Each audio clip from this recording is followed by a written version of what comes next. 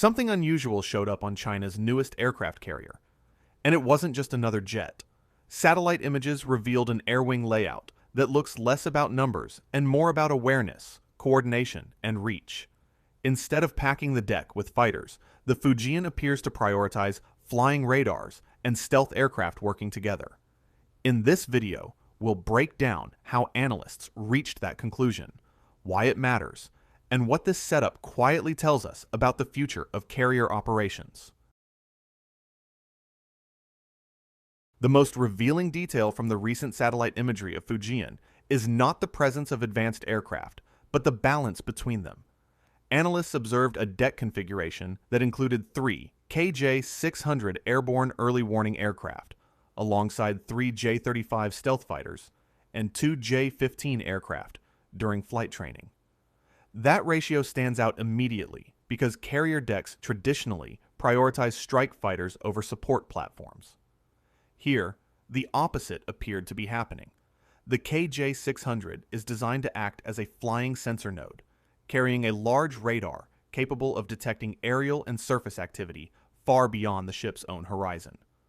What makes this especially important is that Fujian is the first Chinese carrier equipped with an electromagnetic catapult system, which allows heavier, fixed-wing early warning aircraft to launch efficiently. Previous Chinese carriers simply could not operate this type of aircraft in a sustained way, limiting their situational reach. The presence of 3 KJ-600s during a training phase is a strong indicator that these aircraft are not secondary assets. Analysts reach this conclusion by comparing typical carrier deck layouts during early service periods. Usually, navies test fighters first and gradually integrate support aircraft. In this case, the support aircraft that's a test ranking. Rather than interact of modern carrier operation or existing carriers that craft and manage it over a wider area. I agree.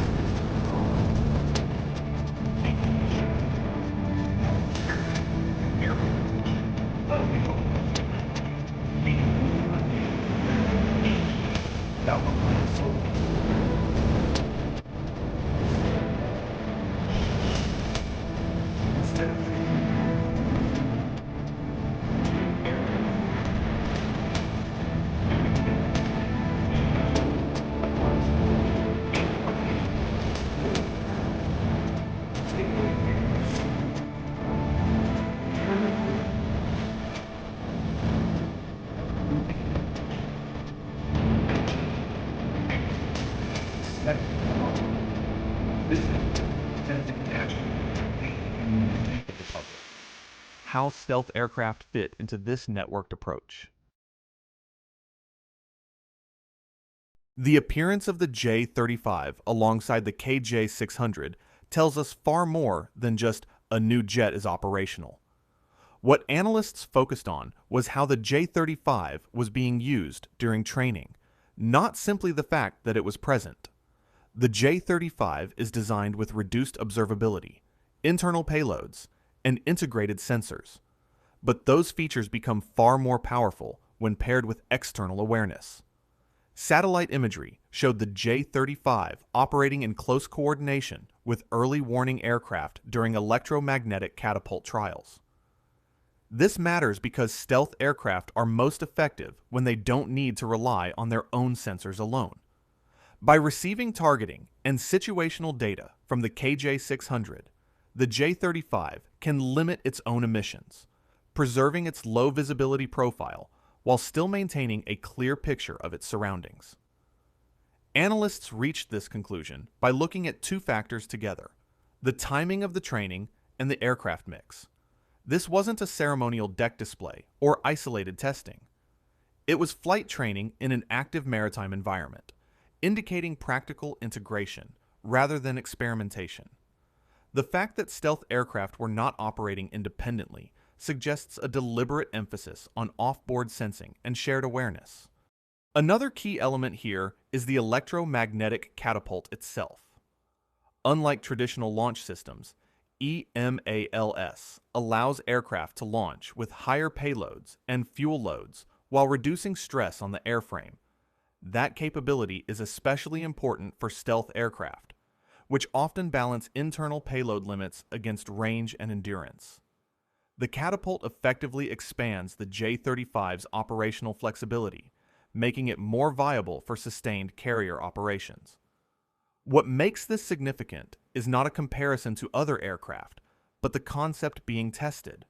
The J-35 is being trained as part of a system, not as a standalone solution. It's expected to operate within a layered structure where awareness comes first, coordination comes second, and action comes last. That structure reflects a modern approach to carrier aviation, where success depends less on individual platforms and more on how seamlessly they share information. This integration also hints at future evolution.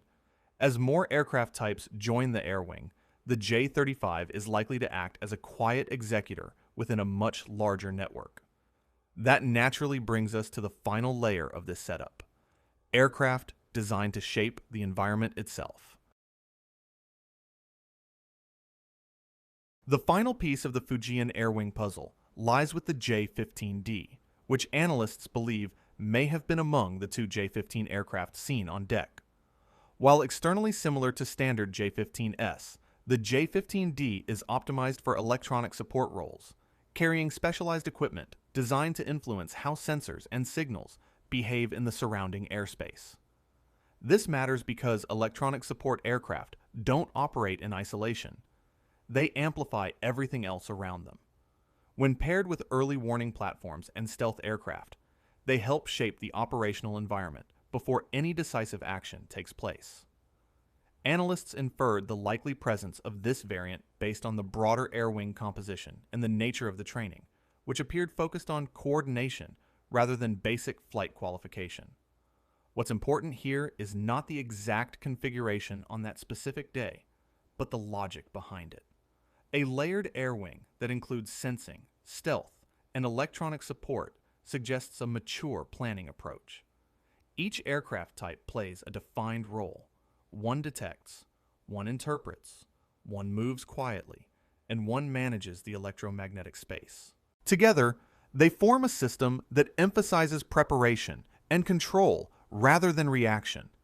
This approach also explains why Fujian's air wing looks different from earlier carrier models.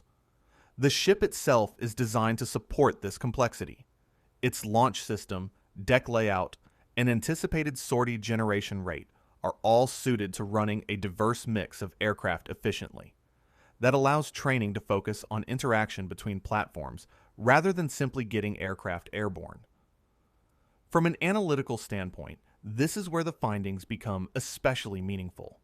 The deck configuration wasn't random, and it wasn't transitional. It reflected a deliberate choice to test and refine a layered operational model early in the carrier's service life. That suggests confidence in the concept and a clear vision for how the carrier is meant to function long-term. When you step back, the lesson is clear. The Fujian is not being shaped around a single headline aircraft. It's being built around integration, with each platform reinforcing the others. And that integration, more than any single jet or system, is what defines the carrier's real significance. If you enjoyed this video, don't forget to like, share, and subscribe for more in-depth explainers and clear breakdowns of the stories shaping aviation and space technology. Your support really helps the channel grow and lets us bring you even deeper analysis in future episodes. Thanks for watching, and we'll see you in the next one.